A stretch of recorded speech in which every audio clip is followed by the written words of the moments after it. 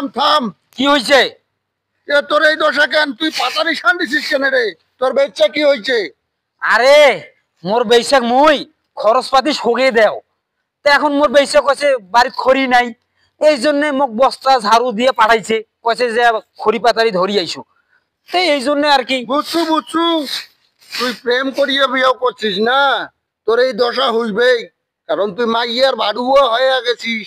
তোকে যেটা কইবে ওইটাই করিবে, তোকে থালা বাসনও মানজিবার লাগে দিবে।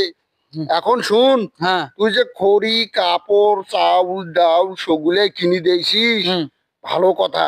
তো পাতারিও শান্তি বেচছে কিলে বেচের পাছিলেটাও ধুইয়া দেশ। হ্যাঁ তোমরা এলে কি কথা কচ্ছি, নাউজুবিল্লাহ আস্তাগফিরুল্লাহ।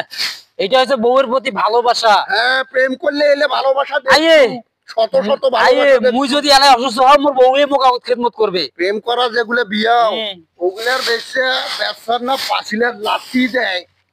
হয়েছে, এটা দেখি যাও তো, মেজাজ গরম কর না কয়ে দাও, যত আউল ফাউল কথা কওয়া শুরু করছে।